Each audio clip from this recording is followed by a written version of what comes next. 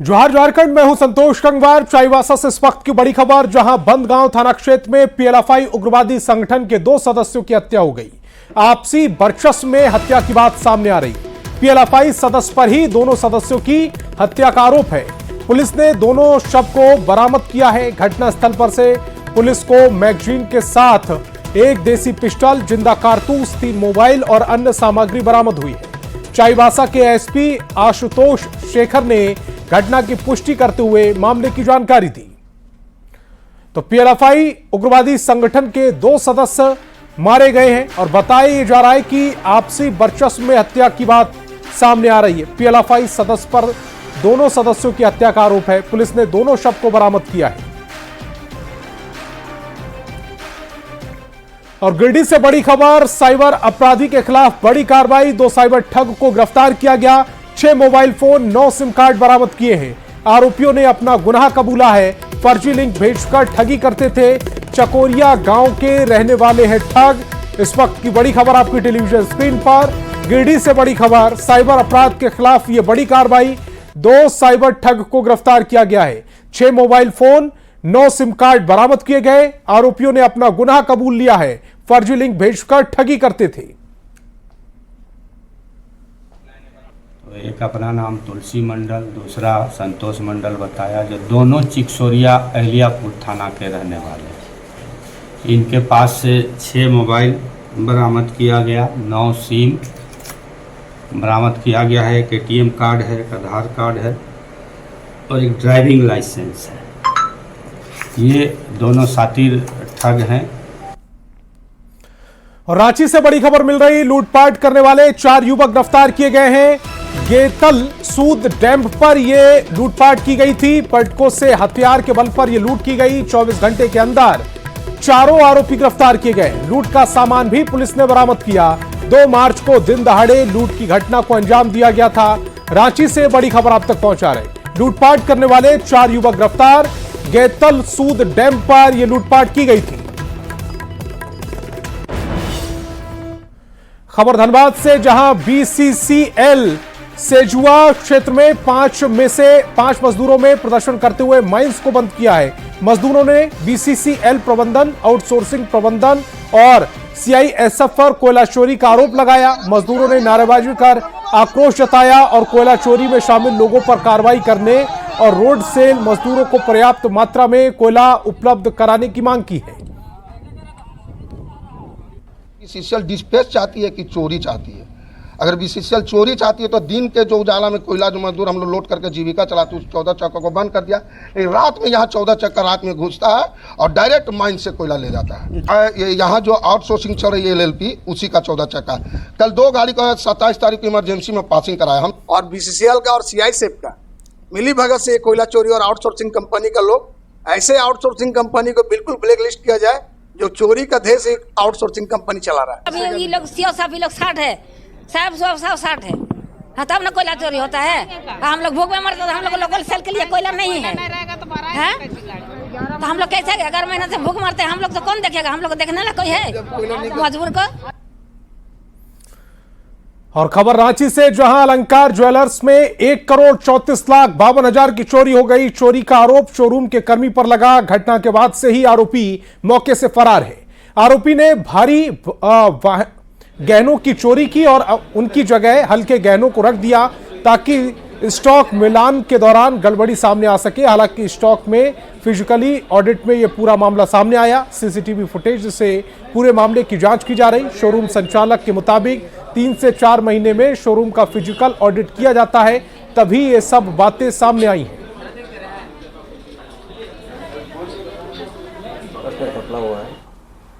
करीब 20-25 piece chain है, 6-7 piece अंगूठी है। वो करीब हमको लगता है 1 से 1.5 महीने के अंदर अंदर उन्होंने सारा चोरी किया है। सीसीटीवी फुटेज में ये बात दिख रहा है कि वो चोरी करते हुए दिख रहा है वो। और इसकी हमने जानकारी पुलिस लोअर बाजार थाने में हम लोग दी है। खबर धनबाद से, जहां एंटी करप्शन ब्यूरो ने इस साल की पहली बड़ी कार्रवाई की। एसीबी की टीम ने प्रधानमंत्री आवास योजना में रिश्वत लेते मुखिया को रंगे हाथ गिरफ्तार किया है। मुखिया बोकारो का रहने वाला है। मुखिया को टीम ने उसके घर से गिरफ्तार किया, जहां प्रधानमंत्री आवास योजना के तहत लाभ दिलाने के बदले रिश्वत मांग रहा था। टीम ने शिकायत के आधार पर जाल बिछाकर पहली किस्त के रूप में 10,000 रुपए लेते हुए गिरफ्तार किया है। गिरफ्तार मुखिया को एसीबी कार्यालय लाया गया, जहां उससे पूछताछ जारी है।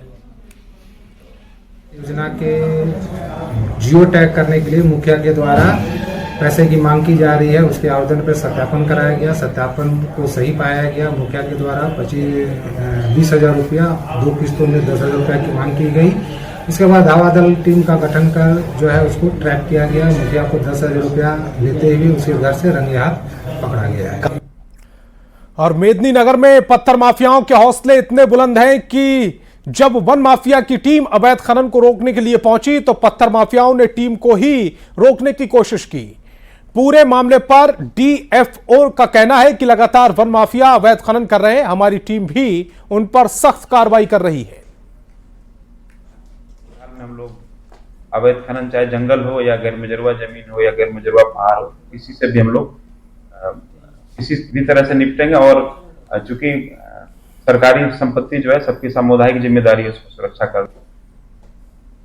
जिस तरह से पत्थर माफियाओं का मनोबल ऊंचा होता जा रहा है, ताजा उदाहरण है जिस तरह से छतरपुर में माइनिंग टास्क फोर्स के जो टीम है वो गई थी मामले की जांच करने, अवैध रूप से उत्खनन मामले की जांच करने के लिए गई थी। उस टीम को रोकने का प्रयास किया गया। उसके बाद से वन विभाग कहीं न कहीं पूरी तरह से हरकत में आया है। जिले के वन पदाधिकारी का कहना है कि अब जो भी इलीगल तरीके से माइनिंग हो रही है, वो चाहे वन क्षेत्र में हो या रैयती क्षेत्र में हो, वैसे माफियाओं के खिलाफ प्रशासन कड़ी कार्रवाई करेगी। हाल के दिनों की अगर हम बात करें तो छतरपुर और पीपरा प्रखंड के इलाके में कई ऐसे क्षेत्र हैं जो पूरी तरह से वन क्षेत्र में आता है और वहां पे अवैध तरीके से माइनिंग हो रही है। उसको लेकर के भी जिला प्रशासन जिला खनन टास्क फोर्स की बैठक में चर्चा की है और रणनीति के तहत अब कार्रवाई की दिशा में कदम बढ़ा रही होती है। नीलकमल, न्यूज़ 18 पलामू। रामगढ़ में प्रशासन, सीसीएल और वन विभाग पांडु क्षेत्र में चल रहे अवैध खदानों को इलेक्ट्रॉनिक डेटोनेटर से ध्वस्त करने की कार्रवाई जारी है। सोमवार को लगभग 10 खदानों को ध्वस्त किया गया। इस पूरी कार्रवाई से ये कोयला तस्करों में हड़कंप मच गया। इस खबर पर अधिक जानकारी दे रहे हैं न्यूज़ 18 संवाददाता जावेद खान। रामगढ़ जिला प्रशासन और वन विभाग द्वारा मांडू वन क्षेत्र के बसंतपुर कोतरे जंगल में संचालित अवैध कोयला खदानों को इलेक्ट्रॉनिक डेटोनेटर के माध्यम से ब्लास्ट करके ध्वस्त करने की प्रक्रिया सोमवार को भी जारी रही। सोमवार को लगभग 10 वाहनों को इलेक्ट्रॉनिक डेटोनेटर के माध्यम से ब्लास्ट कर ध्वस्त कर दिया गया। इसमें 2600 किलो बारूद का इस्तेमाल किया गया है। लगभग 20 एकड़ जमीन पर फैले इन अवैध खदानों को ब्लास्ट करके उड़ा दिया गया। इससे पूर्व शनिवार की बात करें तो 375 किलो बारूद का इस्तेमाल करके लगभग 2 कोयला खदान के मुहानों को बंद किया गया था। प्रशासन ने बताया कि ध्वस्तीकरण का यह काम आगे भी जारी रहेगी। कोयला तस्करों में इसको लेकर के हड़कंप मचा हुआ है। रामगढ़ डीसी के आदेश के बाद यह कार्रवाई की जा रही है। शुक्रवार को Ramgarh DC, Ramgarh SP, Ramgarh DFO ने इस क्षेत्र का मुआयना किया था, खदान के अंदर जाकर निरीक्षण किया था। कोयला तस्करों ने अंदर ही अंदर कई सुरंगें बना रखी थी और यहां से कोयला तस्कर कोयला निकाल करके आसपास के जिलों में खपाया करते थे। रामगढ़ जिला प्रशासन की इस कार्रवाई के बाद कोयला तस्करों में हड़कंप है। इस मौके पर Ramgarh SDO, Ramgarh SDPO, one विभाग और सीसीएल के कई अधिकारी मौजूद रहे। जावेद खान, न्यूज़ 18। और अब बात धनबाद के उस रहस्यमयी घर की, जिस घर में अपने आप खुद ब खुद आग लग जा रही है। ना गैस लीक और ना ही शॉर्ट सर्किट, फिर भी अपने आप घर में आग लग जाती है। घर का ऐसा कोई कोना तक नहीं छूटा जहां अपने आप आग न लगी हो। क्या है द बर्निंग निवास बने बर्निंग निवास की रहस्यमयी कहानी, इस रिपोर्ट में देखिए। एक ऐसा घर जहां खुद ब खुद लग रही आग। क्या है इस घर में रहस्यमयी आग की कहानी? बार बार इस घर में क्यों लग रही है आग? धधक रही आग, धड़क रहा लोगों का दिल। ये घर अपने आप जल रहा है। इस घर में खुद ब खुद आग लग जा रही है। बरामदे में आग, बेडरूम खाक, किचन में आग, हॉल जलकर राख। यहाँ ना तो सिलेंडर ब्लास्ट हुआ है, ना ही शॉर्ट सर्किट, ना तो कहीं से कोई चिंगारी आई है और ना ही कहीं से कोई अंगार। फिर भी ये घर अपने आप जल रहा है। कभी पर्दे में आग लग जा रही है तो कभी प्लास्टिक में, कभी पलंग में तो कभी दरवाजे के पल्ले में। 5 दिन में 50 बार इस घर में रहस्यमयी आग लग चुकी है। कहीं पे घर का पर्दा में, कपड़ा में, कागज में, हाँ, या तो कपड़ा में, अलमारी के अंदर में आग जल जा रहा है। अचानक आग जल रहा है। मतलब लग रहा है कि कोई ऐसे जला दे रहा है, इस तरह का जल रहा है। राइस का बोरा इधर पानी हो रहा है तो उस घर में लग जा रहा है, उस घर में हो रहा है तो फिर इस घर में लग जा रहा है। ये कहानी है धनबाद के हीरापुर स्थित मास्टर पाड़ा के बनर्जी निवास की। सुशीला और अंशुमन चौधरी के घर में अचानक अपने आप आग लग जा रही है। घर का एक कोना नहीं बचा जो आग से अछूता हो। कहीं भी, कभी भी, किसी भी वक्त आग लग जा रही है। स्वयं पूरा का पूरा घर जल चुका है और जो बचा है वो है घर में जगह जगह आग लगने की निशानी। दीवारें काली हो चुकी हैं, प्लास्टिक गल चुके हैं, खिड़की और पर्दे जल चुके हैं। पूरा बाहर निकाल कर उसको बढ़िया से पानी डाल के भी देखे, कहीं गैस लीक भी नहीं था। अंदर किसी प्रकार की इस तरह का कोई सोर्सेज नहीं बुझाता जिसके चलते आग लग जाए। ये बहुत अचंभव वाली बात हुआ। हैरानी की बात है कि रहस्यमयी आग का रहस्य किसी को पता ही नहीं चल पा रहा है। बाहर से आए लोग और फायर ब्रिगेड की टीम इस भेद को समझ नहीं पा रही है और जो घर में रह रहे हैं उनकी तो डर के मारे हालत ही खराब है। और अभी 3 से 4 बार हो गया। आग लगने का क्या कारण हो सकता है? क्या यही नहीं समझ में नहीं आ रहा है। और ऑलरेडी सिर्फ कपड़ा और कॉटन आ रही है, कैरी बैग पॉलिथीन अपने आप लग रहा है। रह रह कर जल रहा ये घर आग की लपटों में लिपटा जा रहा है। फिलहाल तो फायर ब्रिगेड की टीम ने आग पर काबू पा लिया है। रहस्यमयी आग का राज अभी भी राज है। देखना होगा कि इसके पीछे क्या कहानी निकलकर सामने आती है। धनबाद संवाददाता संजय गुप्ता के साथ ब्यूरो रिपोर्ट, न्यूज़ 18। झारखंड के गुमला के रहने वाले 85 मजदूर वापस अपने घर लौट चुके हैं, लेकिन भारी मन के साथ, क्योंकि अपने ही भाइयों को लेकर कोई उम्मीद नहीं दिख रही। साथ ही 3 महीने से लाखों का बकाया भी नहीं मिला। भूख और परेशानी को पीछे छोड़ अब सुकून के साथ परिवार के बीच आ चुके हैं। इन मजदूरों का दर्द बेइंतहा है। कैसे, दिखाते एक रिपोर्ट।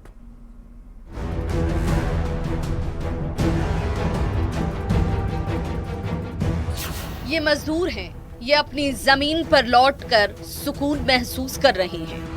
सुकून अपनी माटी पर लौटने का, सुकून अपने घर आने का, सुकून अपनों के बीच आने का। लेकिन दर्द है अपने 4 साथियों का जो टनल में अभी भी फंसे हैं। तेलंगाना के नागर कुरनूल से 85 मजदूर वापस गुमला लौट चुके हैं, इस उम्मीद के साथ कि शायद एक बार फिर से इनकी जिंदगी पटरी पर लौटेगी। तेलंगाना में सुरंग के अंदर में जैसे बताया तो वो लोग देखने के लिए गया। जैसे गया कम से कम 5 मिनट भी नहीं हुआ और ऊपर से गिरना चालू हो गया मिट्टी से। तो उसी आर में फंस गया है। हाँ, वही फंस गया है। नहर का काम छोड़कर गुमला लौटे मजदूरों का कंपनी ने 3 माह की मजदूरी रोक दी है। 85 मजदूरों का कंपनी के पास करीब 50 लाख रुपए मजदूरी का बकाया है। मजदूरों का कहना है कि नहर बना रही कंपनी के मैनेजर सुरंग में फंसे मजदूरों को खोजने के लिए इन्हें ही सुरंग में भेजने के लिए दबाव बना रहे थे। साथ ही जब से टनल हादसा हुआ है तब से इन लोगों के खाने पीने की भी परेशानी शुरू हो गई थी। यही वजह है कि गुमला के जितने भी मजदूर तेलंगाना में थे वे सभी लौट चुके हैं। रविवार को तेलंगाना के सीएम नागर कुरनूल पहुंचे और इस पूरी घटना की जानकारी ली।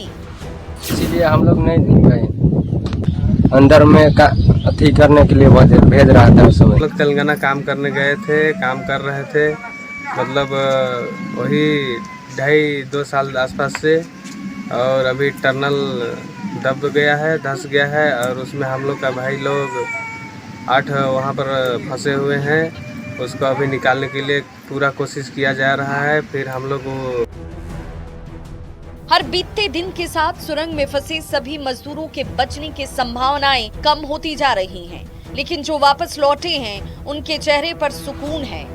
घर अपने आने का सरकार से साथ ही गुहार भी कि कंपनी से जो इनका बकाया राशि है वो पैसे इन्हें वापस मिल जाएं।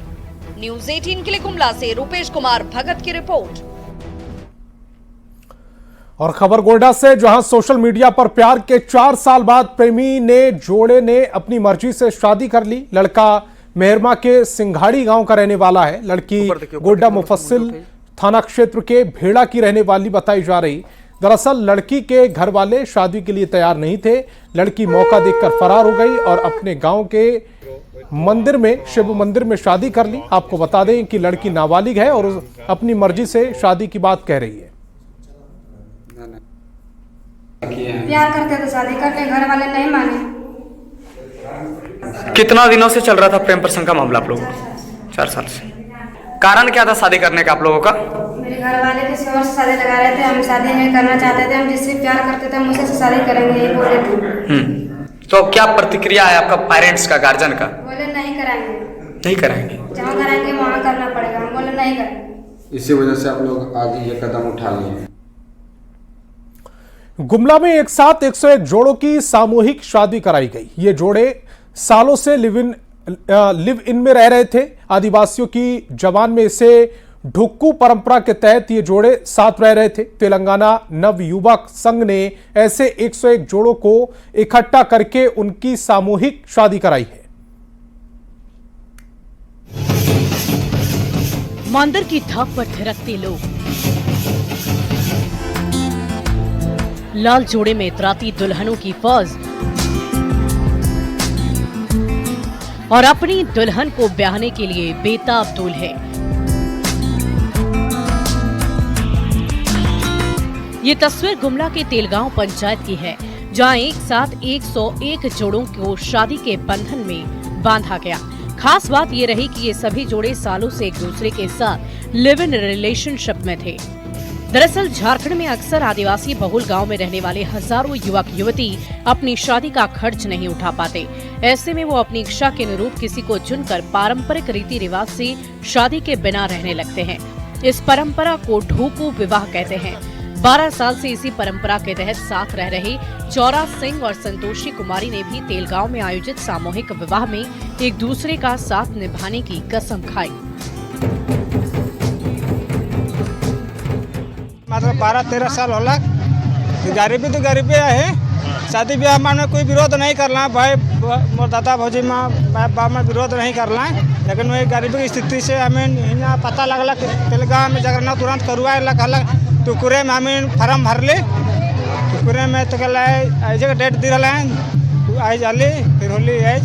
गरीबी का स्थिति माँ बाप कोई नहीं रहन तो गाँव वाला मन तो बोला तो कि टुकुरा गाँव वाला कहत रहे कि शादी कर ले कहिया करबा कही के बोलत रहन, लेकिन हम गरीबी का स्थिति से करे के नहीं पारत रही। लेकिन आज शादी के लिए तब तो दिक्कत नहीं है। नहीं दिक्कत न के अच्छा लगा थे। चौरा सिंह और संतोषी की तरह 101 परिवारों को एक नई शुरुआत मिली है।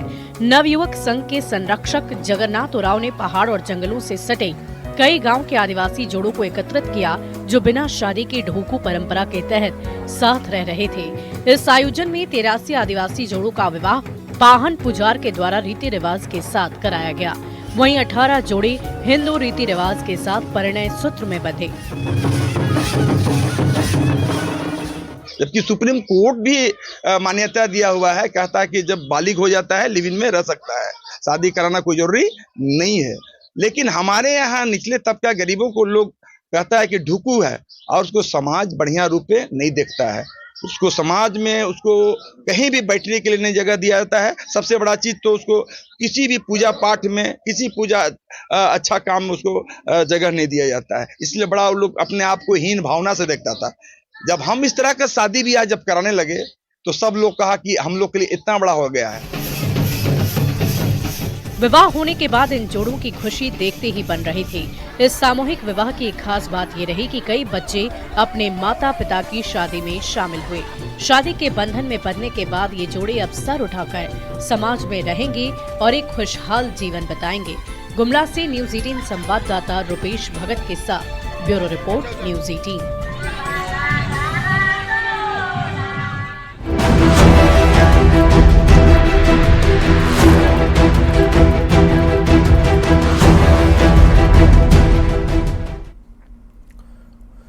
बजट में प्रस्तावित मैया सम्मान योजना की राशि और लाभुकों की कुल संख्या एक विरोधाभास पैदा कर रही है। अर्थशास्त्री ने बताया है कि राज्य में लाभुकों की जितनी संख्या है उसके लिए मैया सम्मान में तकरीबन 17,000 करोड़ रुपए की राशि प्रस्तावित होनी चाहिए। आपको बता दें कि ताजा वित्तीय वर्ष में राज्य सरकार ने मैया सम्मान योजना के लिए 13,363 करोड़ की राशि का प्रावधान किया है।